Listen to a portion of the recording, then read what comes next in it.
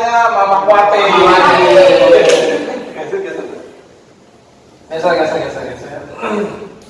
Kita masuk ke dalam sesi tanya Mama Kuate. Nah, ini dia. Mama Wati jawab ini. Mama Wati datang mari nih. Kita kok tanya sama Mama Wati. Oke. Untuk para pemusik, mungkin saya duluan deh mulai. Kalian boleh nanti siapin pertanyaan apa yang ditanya sama Mak Wati gitu. Saya mau nanya adalah kopinya mana ini? Itu juga mau tanya. Nanti mau tanya itu. Enggak, saya mau nanya nih seputar masalah pelayanan juga lah ya. Kalau saya sebagai pelayanan, saya pernah di dalam posisi yang ketika tadi saya bilang ala-ala nih sebagai guru gembala bukannya nasihatin tapi malah nutup saya mulu, ngancamnya pakai ayat. Itu yang sering terjadi dan saya alami secara pribadi. Itu salah saudara. Saya belum selesai nih. Dia bilang nutup saudara. Belum selesai maksudnya saya bilang. Ini kalah ya kalau saya ini selalu ngancamnya pakai ayat Alkitab gini terserah lo, nanti kamu tanggung jawab sendiri lo gitu. Pakai ayat yang lain. Pakai ayat yang lain gitu. Maksudnya sebetulnya tujuannya itu ke arah mana sih kalau untuk kita sebagai secara pelayanan? Tujuannya biar makin benar. Oke. Betul nggak? Betul. Kenapa pakai ayat Alkitab? Lalu lu hidupkan dari ayat Alkitab. Oh, dari benar firman Tuhan. Masa saya mau pakai ayat-ayat yang lain? Gak bisa ayat berkat gitu nggak bisa itu. Tuhan memberkati engkau. Masa gitu? Saya mau pelayanan lagi. Tuhan mencari wajahnya kepadamu. Itu anak-anakku. Ya ampun, Tahu nggak saya ayat yang saya dapat waktu saya bilang saya kamu dipotong. Kalau bilang kayak pohon yang nggak berbuah, dipotong, dibakar masuk ke api. Terus dapat ayat tahun aja itu pula. Ngeri aku bang.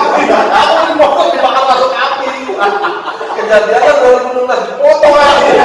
Dipotong pohon. Ngeri aku bang. Ya itu dia, kan melayani Tuhan. Tapi kita harus dinasihati pun dengan firman Tuhan. Tujuannya biar benar, bukan pakai keras kepala. Tapi buktinya kan sadar kan? Iya. Ya udah. Berarti sebetulnya tujuannya adalah Gak mengutuk ya, hati-hati dan mengutuk. mengembalikan ke jalan yang benar. Cuman memang dalam prosesnya perlu yang namanya seperti mau bikin kendi, ada dipukulnya, ada dibentuknya, ada prosesnya. Jadi tabok juga jadi. prosesnya nggak selamanya enak. Maka firman Tuhan teguran nyata-nyata lebih baik daripada kasih tersembunyi. Iya. Kok pakai itu kayak ayatnya jangan pakai kupotong. Ngeri banget. Itu ayat tahunanmu. Itu sebelum dapat ayat tahunan waktu mundur sudah dibilang begini bang. Ini kita tuh Masih dapat juga lagi. sama persis. Dapat lagi ayat tahunan itu. Nggak kalau ada setting 10 biar makin aku. Kayaknya di sisi ini tuh yang buat sebab. Ini kita bilang konspirasi terselubung. Di sini Kayaknya di atas tebal dulu ya. Oke, berarti tujuannya adalah di sini saya dapat nih hal yang positifnya adalah berarti sebetulnya bukan mau ngancam dan mau menghukum, tapi namanya proses nggak selamanya dikasih yang manis-manis, ada tegurannya juga. Oke, Ses, apa yang lu boleh nanya sama Mama Kuati, apapun saya, tapi jangan nanya besok ulang tahun berapa, dia nggak tahu. Kalau udah menjawab mau sampai. Nggak tahu, bingung. Nah, kalau masih bingung gimana nih? Saya bingung gimana? Kalau kamu bingung berarti hatimu sedang bimbang. Hati-hati dong. Itu harus tetapkan hati kita. Mungkin nasihat untuk dari Mama Kuati untuk Moses deh sebagai yang di sini ya tahu sendiri lah dia new comer. Ya kan nanya nasihatnya apa yang harus dilakukan. Ada saya. Iya, jubir saya. Oh jangan lupa itu Proses. Kalau selama ini sih saya ngeliat proses udah sungguh-sungguh tapi masih nggak pede, ngerti nggak? Harus lebih pede lagi. Memang harus pede. Iya harus dong. Kalau nggak bisa bergaul dan nggak bisa beda. Pede itu percaya diri. Kenapa? Bahwa Tuhan pakai lu. Banyak orang yang pengen kayak Moses nih, pengen melayani, dia punya keahlian loh. Tapi Tuhan mereka nggak dikasih kesempatan untuk melayani itu. Nah lu bersyukur Tuhan kasih lu kesempatan melayani Raja di atas segala raja. lu harus pede. Bahwa yang gua layani bukan pemilik, tapi Iya. Tuhan. Betul. Bukan bikin sial. Betul. Oke. Jadi maksudnya nggak pede di sini bukan harus Bukan pede. minder. Bukan pede di sini harus pede. Maksudnya untuk sepedilan orang bukan gitu ya, bukan gitu. Tapi pede di sini maksudnya jangan minder, jangan tidak percaya diri gitu. Maksudnya tidak percaya diri, gue mungkin nggak bisa nggak sih atau gimana gitu merasa Ya, kayak bersyukur aja, percaya pokoknya dirinya bahwa itu Tuhan kasih ya, kesempatan. maksudnya gitu. Boleh. Ada loh, ada orang yang curhat, tante saya pengen melayani, boleh nggak? Kata anak ini, saya bilang kamu aja datang ke gerejanya masih jarang-jarang mau melayani. Nah saya bilang datang aja dulu. Nah dari situ kan kita juga tetap lihat skillnya. Skill yang tadi kita bahas di awal tadi yang Ewi bilang. Nah, ketika udah ada skill, ada kesetiaan, gak mungkin Tuhan gak kasih peluang untuk melayani. Bola. Itu. Oke, Mei, apa bertanya sama Mama Wati, yang mana yang boleh Yang aku aja aku tiba. Gimana? Nah itu semua bingung. Ternyata penyakit anak muda ini semua bingung. Enggak sih kan. Bingung pilih yang mana? Beda. Enggak, maksudnya pilih ngeles di mana atau kuliah di mana? Iya sih itu. Iya. Itu konteks dibahas nanti di bawah. Gimana, Mei? Aku mau tanya. Kenapa aku yang berbeda, Mak? Beda maksudnya kamu nggak ada masalah. Berbedanya di mana? Ah, Berbedanya di mana? iya, nggak ada sih. Udahlah, lumayan aja. Saya ngerti nih, karena saya emaknya. Berbedanya mungkin nggak sama dengan orang-orang anak-anak muda yang lain gitu ya. Kalau kok mereka bisa, kok saya enggak. Oh iya, paham, betul. Kok mereka bisa ngelakuin apa yang mereka kesenangan mereka, kok saya enggak. Itulah, itu udah telepati kan. Sebenarnya bukan pendeta aja, Mei. Semua anak Tuhan begitu. Tapi khususnya anak pendeta memang Tuhan karuniakan beban yang lebih. Betul. Kenapa? Ada selain nama Tuhan yang harus kamu jaga, nama mami papi, nama pelayanan dan semuanya. Bedanya Memang itu pasti doang. ada bedanya. Kenapa Tuhan taruh kamu di mami papi sebagai anak hamba Tuhan? Tuhan taruh lu, melihat lu adalah spesial. Kenapa? Karena Tuhan yakin lu mampu menghadapi semua. Gak semua orang bisa jadi anak pendeta, bisa menghadapi semua seperti itu. Iya. Lu spesial, makanya lu beda. Jadi sebenarnya Papi mau kasih tahu, saya mau kasih tahu juga. Sebenarnya bukan anak pendeta aja. Kita kan hidup kan, panutan kita kan firman Tuhan. Memang firman Tuhan bilang jangan serupa dengan dunia. Jadi anak pendeta kayak anak pendeta, pendekar. Anak pokoknya selama dia jadi anak Tuhan, selama dia orang percaya, orang Kristen gitu ya, dia wajib hidup seperti apa firman Tuhan. Jangan serupa dengan dunia. Yang bedanya tambahannya plus adalah bahwa dia membawa nama saya, mungkin begitu aja. Itu doang sebenarnya. Mungkin yang lebih cenderung Jaga. pertanyaannya si Meme bukan Ya, kenapa? melakukan sesuatu yang negatif ya, Iya, tapi kenapa? maksudnya orang-orang kok bisa jalan-jalan ke Iya, luar. itu. Dia kan agak lebih dipingit ini ceritanya. Iya, Kan ada jalan-jalan kayaknya pertanyaan. Kagak. Mungkin ya saya pernah dengar selentingan itu juga. Iya. Ya di sekolah kan sering begitu. Ada jalannya, kayak gitu. anak keluar mereka bisa ke mall atau sering jalan-jalan atau gimana. Juga. Tapi dia Juga pengen, bisa mau ngapain Dulu gitu. komentarin aku. Iya. Tapi dia kenapa? Nah, tapi kok aku ini enggak, aku spesial sama beda gitu. Maksudnya ya saya ngerti dia kan udah muda. Iya.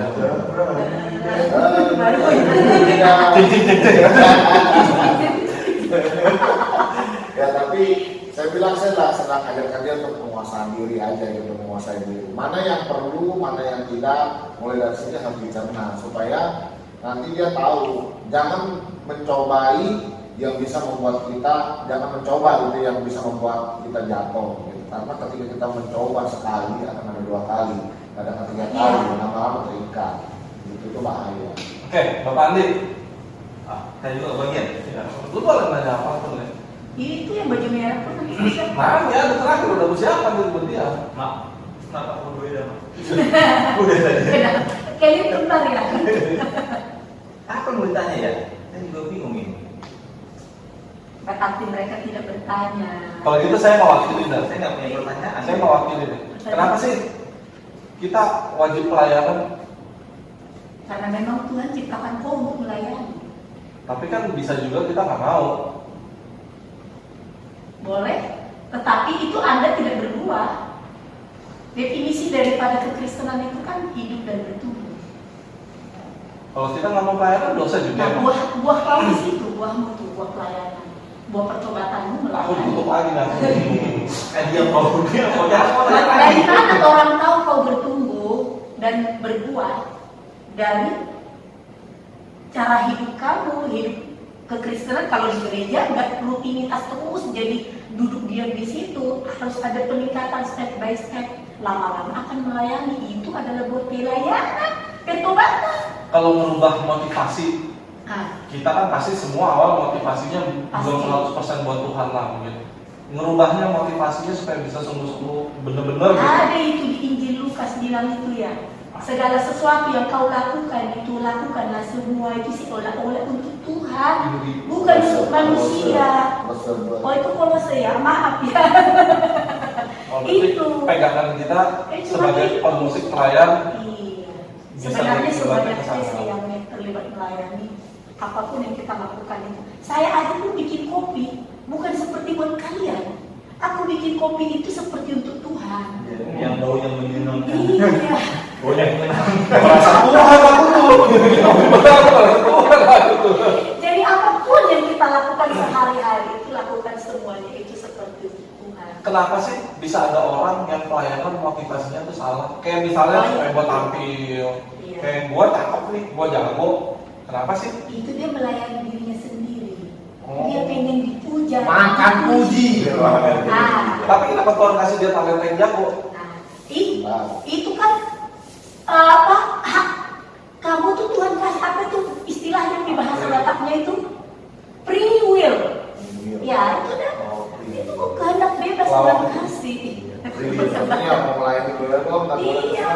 tetapi nama talenta Talenta Tuhan udah kasih. setiap orang lahir berarti Tapi ada Tuhan talenta. nggak paksa, lu harus melayani enggak. Tuhan hargai kehendak bebas kita. Tetapi setiap keputusan yang kau ambil itu ada konsekuensi. Pastilah. Hati-hati konsekuensi itu. Nah ini yang sering gua alami hati-hati kok. Iya. Oh. Udah dibolong kan dulu itu. Iya. Jadi sebetulnya pelayanan lu mau buat motivasi sendiri atau bergaya terserah, tapi yang pasti akan ada konsekuensi. Oh, akan ada konsekuensinya. Di dalam kitab Injil Matius, Markus, Lukas, di situ banyak sekali membahas tentang ada yang dalam Matius ada yang hamba yang jahat, ada hamba yang baik. Ya kan, ada hamba yang setia dan tidak setia. Di situ juga dibahas ketika ada yang hamba yang ketika tidak ada tuannya, ya kan dia melalai dan memukuli hamba-hamba yang lain. Tapi ketika ada tuannya, dia pura-pura gitu, dari pura-pura bekerja, pura-pura gimana. Kan ada orang seperti itu. Ya kan melayani kan kadang-kadang begitu, pengen dilihat sama gembalanya, pengen dilihat sama orang. Satu Tetapi, lagi, ya kan? konsekuensi yang paling dahsyat yang paling mematikan. Ingat itu di Injil Matius 7 ayat 1. Tuhan aku udah melayani, Tuhan aku udah melakukan mujizat, aku sudah khotbah, aku sudah main musik dari ini sampai begini, begitu Tuhan bilang aku tidak kenal. Dan masuk dalam kerajaan surga. Hanya karena Motivasinya Motivasi tak benar. itu bicara soal motivasi. Nah. Itu motivasi tak benar itu pelayanan itu jadi panggung namanya.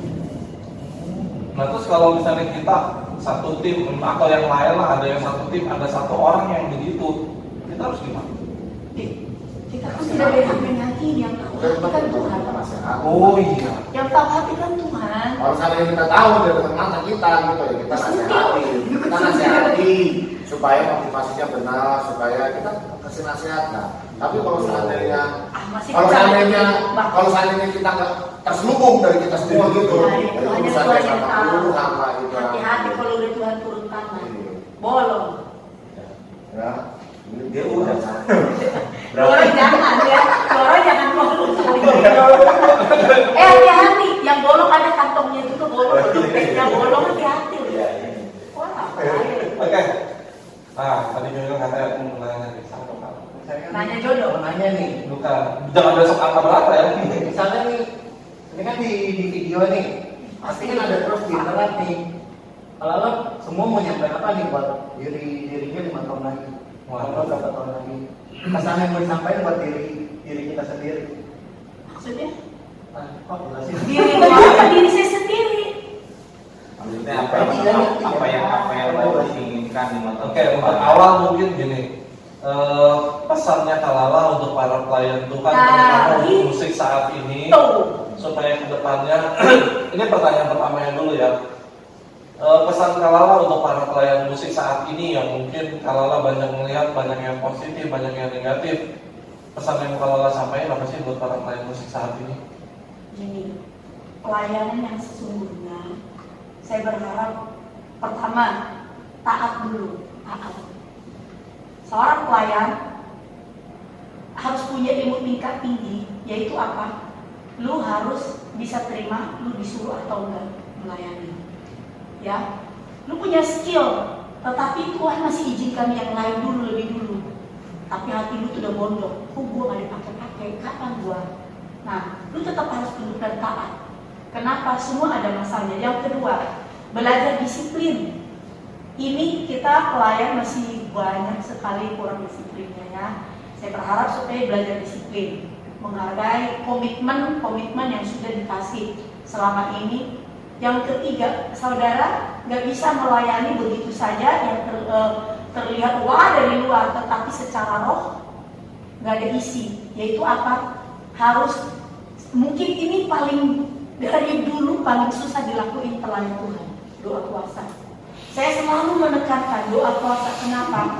Pelayanan kita itu bisa menghadirkan surga kalau ada doa puasa. Tetapi seringkali itu diabaikan. Jadi saya berharap 5 tahun ke depan seperti Kyong bilang tadi, saya berharap doa puasa ini ada di dalam seluruh para pelayan-pelayan Tuhan. Kenapa? Melalui ini saudara bisa terlihat saudara mempersembahkan panggung atau misbah. Oke, amin. Mungkin pertanyaannya selanjutnya yang dari Mas Yoyo, videonya akan tayang terus nih, akan selalu ada gitu. Mungkin ini sebagai pengingat atau mungkin sebagai motivasi buat diri sendiri. Setahun ke depan dalam pelayanan musik yang kita mau melihat apa sih?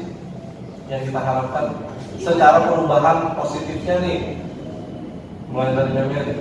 Bagian tua dulu dong. Bapak Oh iya, udah pasti lebih maju dulu lah ya, banyak yang halus.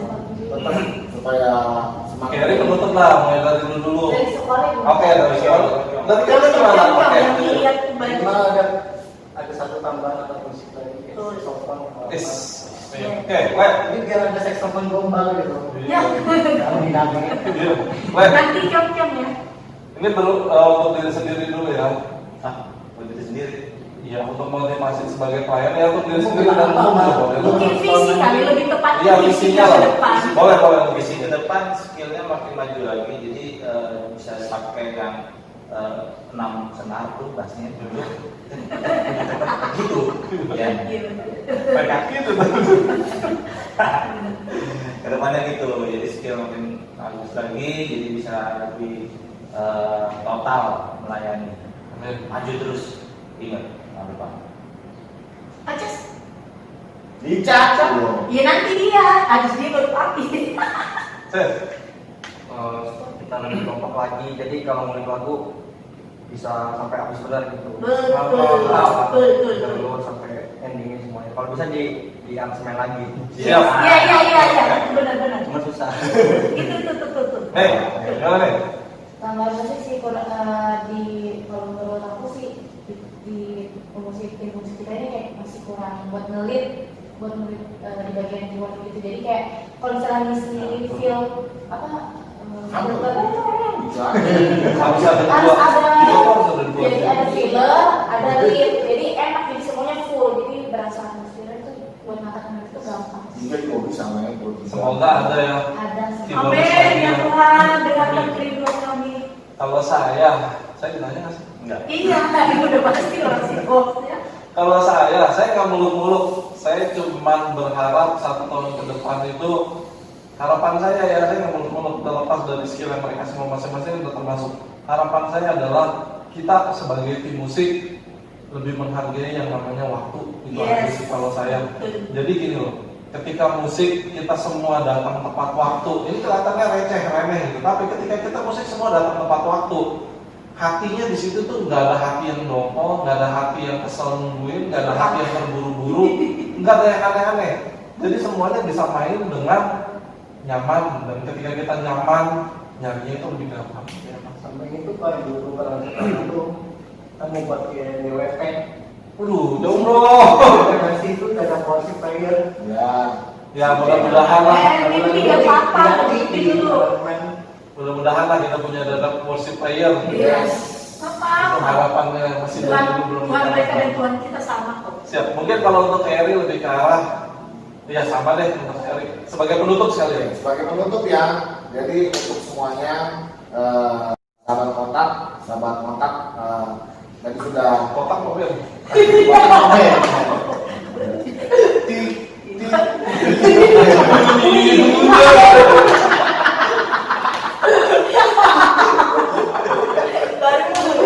Merah putih.